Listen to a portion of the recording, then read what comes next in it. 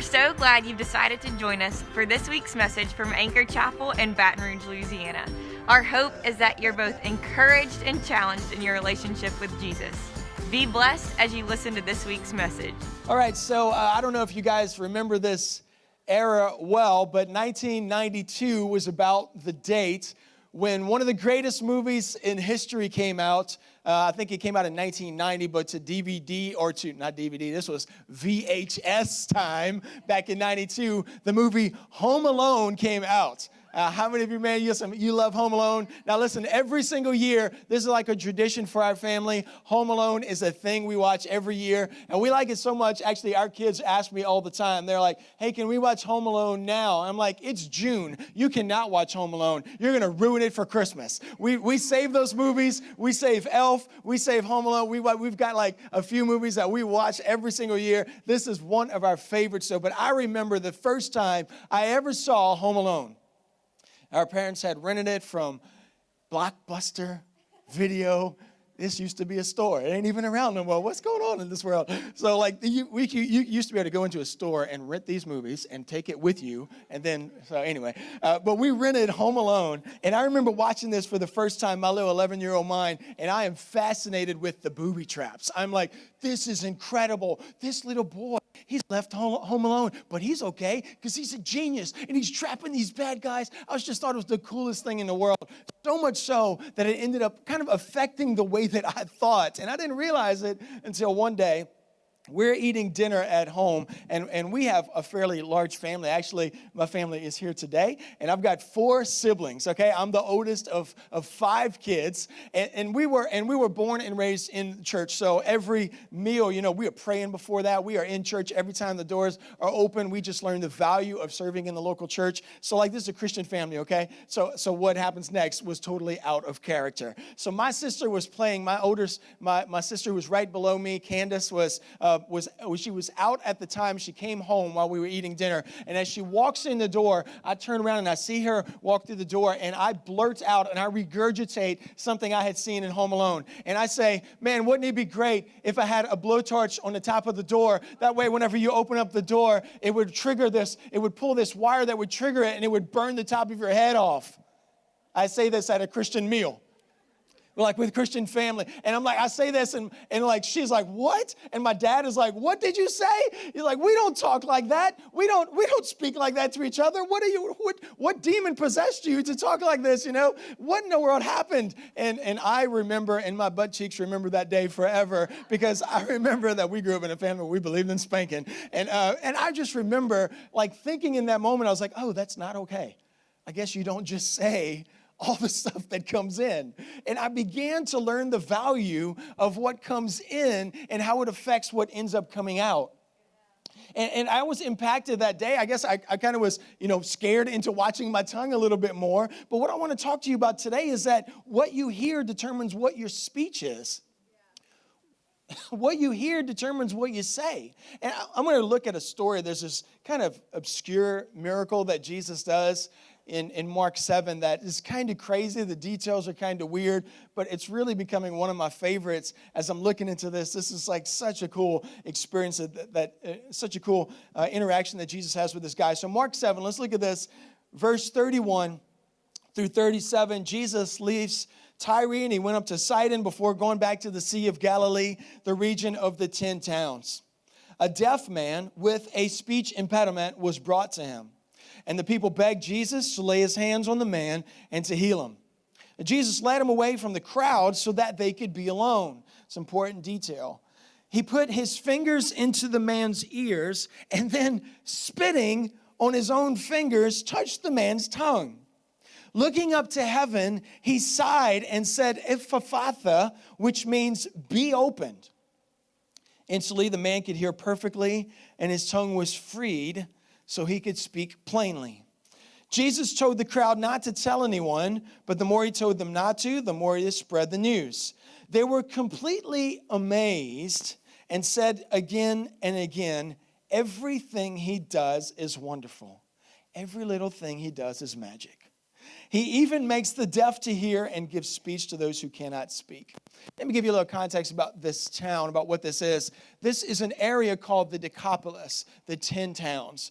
These 10 towns in this area are all, it is a center of Roman and Greek culture. This is a center of false gods, of mysticism. This is where this community, this is where this man comes from. This community sees that Jesus is coming through, and they're like, hey, we know a guy that Jesus could do a cool trick on. Let's go ahead and grab this guy. So they grab this guy who is deaf, and he's got this speech thing. And they bring him to Jesus. And they're like, Jesus, could you do a trick? Could you heal him? Because the truth is about the people is they didn't really care about Jesus. They just wanted to see something cool. They just wanted to see Jesus do something really cool. And Jesus recognizes that. But what he saw in the man was not just an opportunity to show off or even do a miracle. Jesus wanted to give a message to us today in the way that he would do this miracle. So the first thing Jesus does is he pulls this man aside. So imagine in the middle of an area called the 10 towns. It's a fairly busy place. So Jesus has to find an alley or find a tree or something to get behind and be like, hey, let's get away from the crowd. Let's get away from the noise. Let's get away from the mysticism and the false gods. And let's get away from this crowd because they don't have the same heart for you that I have for you. They just want to see something. So Jesus he pulls this man aside, and this is when this miracle begins to happen. And what I think is really, it's kind of the beginning of the miracle. I think the miracle happens here. It starts to happen here. Jesus pulls him away from all the noise, all the stuff. A couple weeks ago, I had like this serious headache for at least a week. It was crazy. I was thinking maybe it was sinuses. I wasn't really sure what it was. So I'm wrestling with this, and I'm taking sinus medication. I'm trying as hard as I can to beat this thing, and it is just like pounding again and again, my head, it was killing me. So I finally decided to go to a chiropractor and see if that worked and see if that worked. I know that some people are like, they put chiropractors in the same category as witch doctors. I'm getting like desperate here. I got to do something. So, and I had gone to a chiropractor years before, and it helped. So I go to this guy, and I'm like, man, I've got a headache. I've got like these issues in my back and stuff. Like, could you maybe work on it and see what happens? And so I'm there, and while I'm there, one of the things they do is they take this, they're trying to like relax your muscles so that they can work on your spine and everything. And he's got this like, it's basically like a car buffer, this giant buffer, and he's pushing it into my back, and it's vibrating, and it's just pushing it into my muscles, and he's working it in to loosen up my muscles. And so if you can imagine, I'm laying on this like bed, this like massage, it's the furthest thing from a bed. I would never be able to sleep on it, but it has kind of got some cushions, and I'm laying on, it's not even as good as the seats you're sitting in today. The seats, aren't they great? You guys can recline. I don't know if you knew that, but you guys can recline because we love you that much. So I'm sitting on this thing, and I've got my head in between these two little like pillow things, and I can barely even breathe as it is. The guy is pushing this thing into my back, and he is just like, he's vibrating. And but to top it all off, the guy's asking me questions. He's like trying to talk to me while I'm there, and this machine is digging into my back, and it feels pretty good. He's digging into my back, and he's asking me like stuff about myself and like, what do I do? And also, I've got this thing digging into me, and I can feel it all the way through my lungs. So much so, I feel like I'm gonna like cough up something. I'm like, man, this thing is like vibrating me through and through. So he's asking me questions, and I'm trying to answer. He's like, what do you do? And I'm like, I am the pastor. Yeah, but I can't get a word out, and so it's not intelligible. And I'm trying to talk to him, and like, I would wait till he would like pull it up for a second and be like, I'm a pastor, and I would like just like throw in what I could, because I couldn't get a word in until the noise had stopped. And what I think Jesus is doing right here is he understands that this man is under constant noise. He is under, can you imagine this guy? He's deaf, and he has a speech impediment, but he's not blind. So as he's walking in the city, he sees people point at him. And he sees people saying, that's the guy. That's the guy that's deaf. That's the guy that he must have sinned. He must have done something weird. He did something to make this sin come upon. They're all mysticism, false religions. They've got all these weird beliefs. He's here. He's seeing all this. He's trying to interpret it in his mind. He's got a lot of baggage before he meets Jesus. So Jesus, as the beginning of this miracle, Jesus says, I got to get you away from the noise. I got to get you away from the distraction from all of this stuff. And that's one of the reasons that we're so adamant and why we talk about anchor groups so much, is because you need some people who are going to talk like Jesus in your life.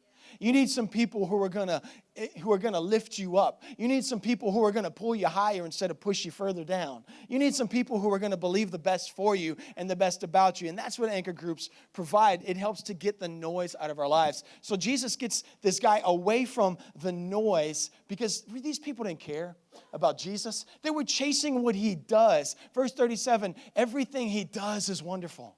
Everything he does is great. They were all about what Jesus does, not who he is. They were chasing what he does, not who he is. I see so many even churches today and Christians, it breaks my heart that their faith is dependent upon what Jesus has done for them recently instead of who Jesus is.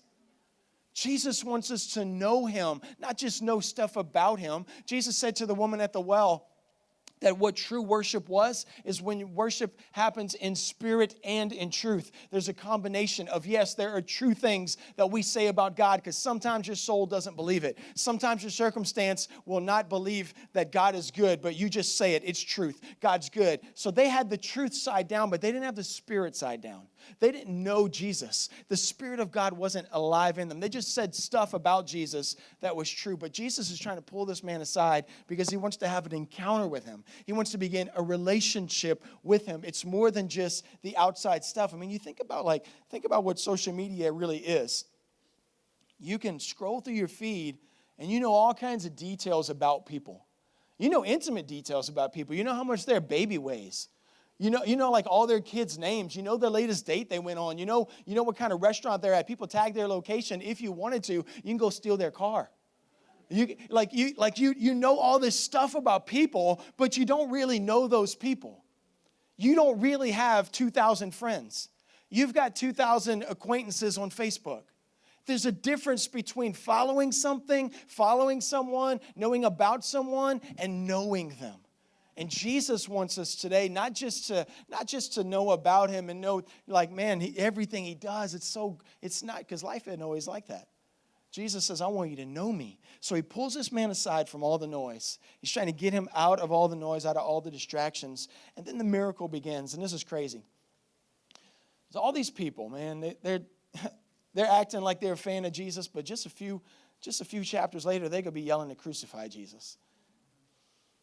So Jesus pulls him aside from all that, and he gets alone with this guy, and the first thing he does is he takes his fingers, and he puts his fingers in the man's ears.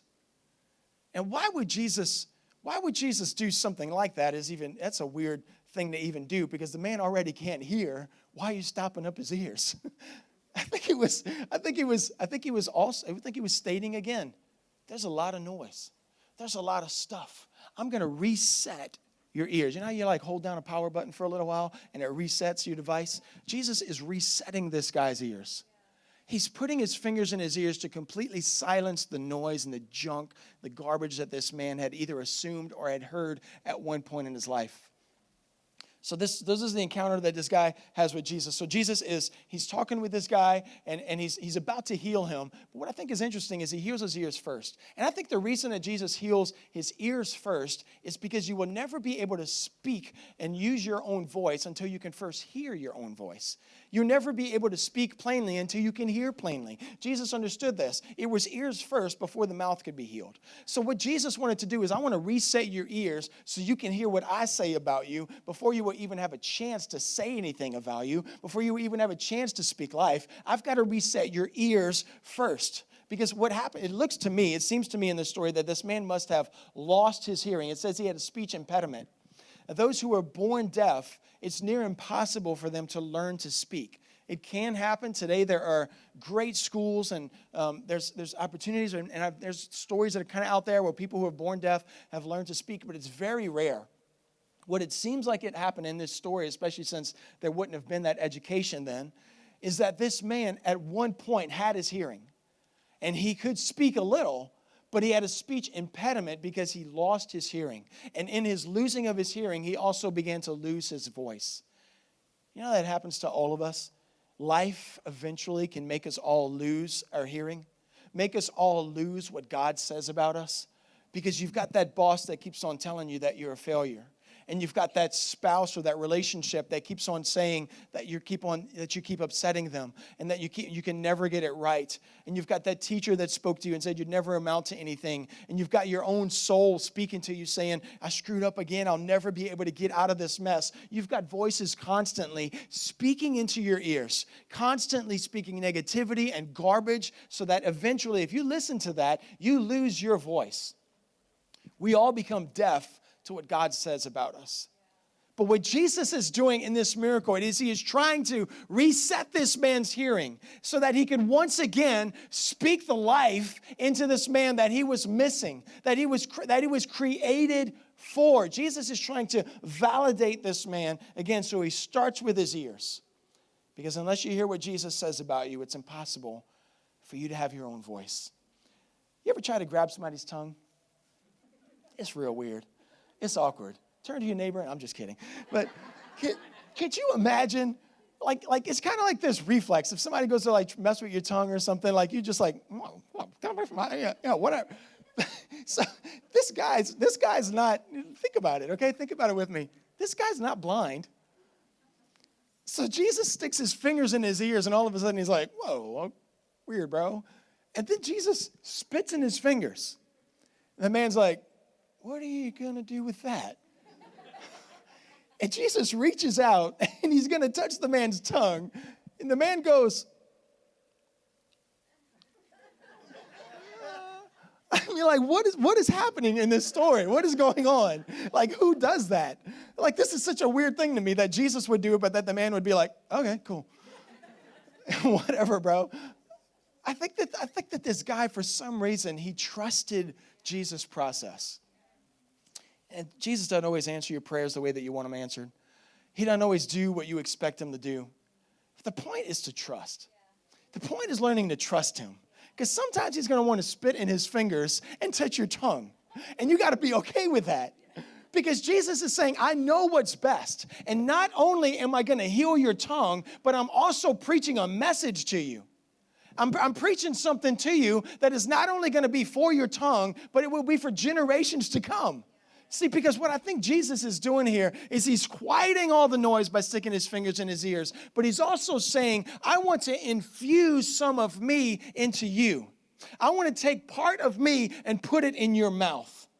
What's in spit? DNA's in spit. Jesus is illustrating and he's saying, I want to take the very character, who I am, and I want to put it in your mouth. I want to take who he is. You can't speak like Jesus until you've had a taste of what he would say. You can't speak like him until he's been in you. You've got to know Jesus. And Jesus is making this. He's going on the offense, and he's like, listen, bro. He said, I'm going to do something weird, but you've got to trust me. Listen, I want to get in you because you've got more potential than what people have spoken over you, than what you've experienced in your life, but you've got to let me get in you. And the man trusted it. There's another actually example of this in the Bible, in the Old Testament. One of my favorite prophets, Ezekiel, in Ezekiel 2:8, Ezekiel gets this word from God. God literally says to him, open up your mouth, and I'm going to put my scroll in your mouth. He says, open up your mouth, eat what I'm going to give you. It says that he ate it, and it tasted as sweet as honey. And this word that God gave Ezekiel was a difficult word. It was damnation to the nation of Israel at the time. So he gives him this word, and Ezekiel says, it was what I needed. It was sweet as honey. It was life to me. And when Ezekiel opened his mouth and let God deposit his word in him, then he was able to speak it. And I think what Jesus is trying to do in this man and he's trying to do in your life is he's trying to deposit a word in you so that you will know what to say, so that you will have life. If you don't experience it, how will you know what to say? How will you know how to speak encouragement? How will you know how to speak life if you never have that spoken over you? So Jesus is doing it to this guy. Jesus is speaking it to this guy in such a weird way, but it stays with you, doesn't it? You'll never forget how it happened. You'll never forget this story. And what I think is fascinating about this is that Jesus is really in this, silencing the ears, spitting on his fingers, putting it on the tongue. He's silencing the noise and infusing its character. And that's exactly what Jesus wants to do in us today. You know, we live in this like crazy antibacterial world today. And like, I just didn't grow up like that. I didn't grow up from like the school of Purell. You know, I grew up in the school of mud pies. I grew up like we'd be throwing mud pies, and every now and then it'd be like, I wonder what that tastes like. You know, just we just grew up playing in the yard. We were always dirty. It's like so much so it doesn't even bother me today when my kids are like, so when we started our church, we met at the Varsity Theater by LSU, and it's, how do I say it, not as clean as this place. It would be one way to say it. And my son, one afternoon as we were getting ready to tear down church and everything, we had like shot marshmallows into the crowd for something, and my son is up there while we're all tearing down, and the marshmallows had fallen out on the stage, and my son is on the stage just picking marshmallows off of the ground, off of this nasty stage with all kinds of strange, mysterious liquids, and he's eating these marshmallows, and I'm like, Judah, stop! Y'all remember when we had Judah? It was so nice before those marshmallows. But even then I was like, well, hopefully what doesn't kill him makes him stronger. We'll see. But I was just thinking about, like, I'm not the kind of person that is that concerned about what comes in and what comes out. But I've also put on, a good 40 pounds or so since we've got married, because I'm not as concerned as I need to be. But what we know today is that what you let in, eventually it changes who you are, right? So whether you eat unhealthy, it'll change the way you are. You eat healthy, it'll change the way that you are. And what we understand about bacteria, when you let bacteria in, and like you can get sick if you let the wrong bacteria in, but some bacteria can be good for you. And so I don't know if this man understood all of this, but Jesus understood it. And Jesus was almost telling this man, as he's putting his own DNA soaked spit into his mouth, he's almost illustrating to the man, I want you to get what I have. I want you to catch what I have. I want the thing that makes me me. I want all of this. I want my who I am. I want it to become part of you. He's trying to say that to us today.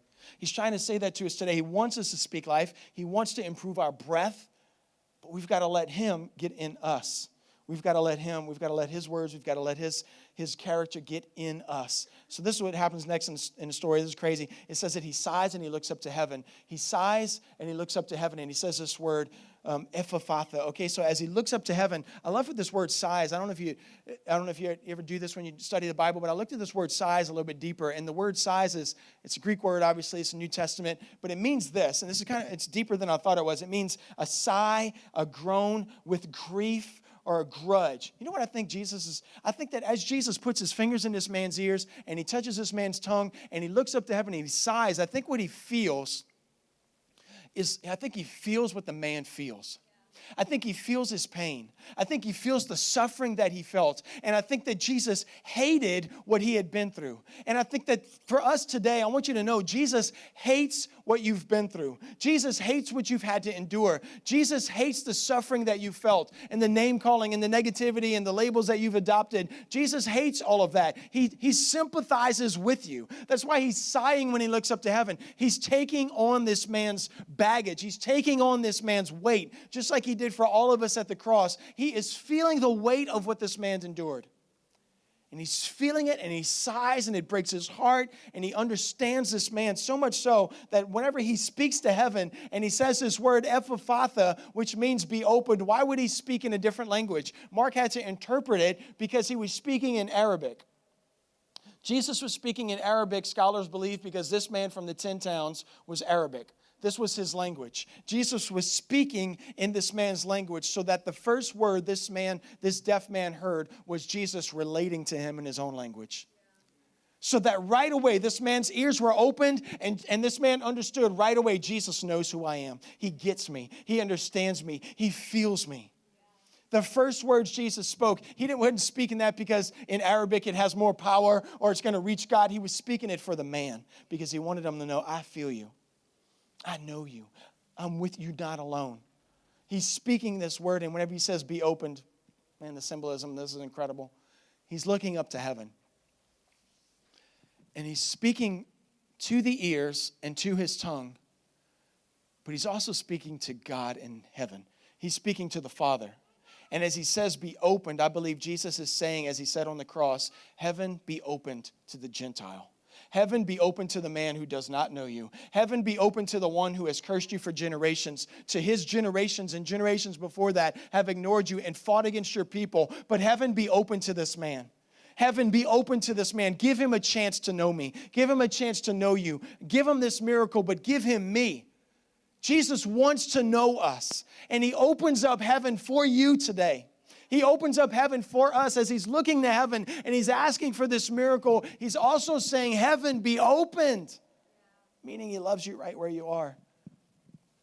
And as he cares for you right where you are. I think if we're going to learn something today, if you're going to take anything away from this, what Jesus tries to do in this man, if we're going to learn how to have fresh breath, and it's going to be kind of the main step you need to take today with this subject matter, is that his breath in, fresh breath out. His breath in, fresh breath out. Unless Jesus gets in you, you'll never be able to speak life. You'll default to negativity. You'll default to cursing someone. You'll default to putting people down so you can be higher. You'll default to that because we don't have in our souls the ability to create life. Jesus does. We need Jesus' life-giving words in us. That's why we speak with our ears. That's what this message is about. That we need to let Jesus speak into us the life-giving power that he wants us to speak out. But it's got to begin here. Let him touch your ears today. Let him heal your ears so that you can speak life. He's calling us deeper. He's calling us higher. He's calling us to have fruit in our tongue, in our mouth. But if all you've ever heard in your life is abuse and degradation and negativity, then you're going to abuse and you're going to degrade and you're going to be negative. And the reason that we push people down with our words is because we can't hear Jesus calling us higher. But Jesus is calling us higher today. He wants to give you fresh ears so that you can hear what he says. Because when you hear what he says, when you hear his validation, when you hear the life that he imparts into us, it doesn't matter what's happening around us. It doesn't matter what towns you come from. It doesn't matter what crowd brought you to Jesus. All that matters is that now you're with Jesus. And he wants to meet with us today. Can we stand up? I'm going to take a moment of prayer and worship and let you speak to God and invite Jesus to have his way with you today. Have his way with your ears, with your tongue. What I love about this last detail is cool. And it says that the man's tongue was freed. Now, in my mind, I'm thinking if the man's hearing is healed and all of a sudden he can hear the way that he speaks, he's going to be like, oh man, I've got some work to do. I've got to work on my language. I've got to work on those syllables aren't coming out quite right. And I've got to add some pronouns here to make the sentence make sense. And, I'm thinking that he's going to learn how to speak better. But it says that his tongue was freed. In an instant, like his ears, his tongue was freed. And I believe that this means that today, no matter what your baggage is that you came with, and no matter what your soul is filled with, you can speak life now, today, starting today. So if you say, man, that's me, I think it's really all of us. It's me for sure. Say, I want to speak life. I want to speak life, Jesus. Can we just lift our hands? Let's just make ourselves available to Jesus. Let's just say to him, Jesus, have your way with my ears. Speak into my ears right now. Speak value back to me. Speak purpose back to me. Speak life into my ears so I can speak out. Your breath in, fresh breath out. Your breath in, fresh breath out. Let's just take a moment, and as we sing this, let that be your heart cry. Jesus, speak to me. Speak to me, Jesus. Thank you so much for joining us for this week's message from Anchor Chapel.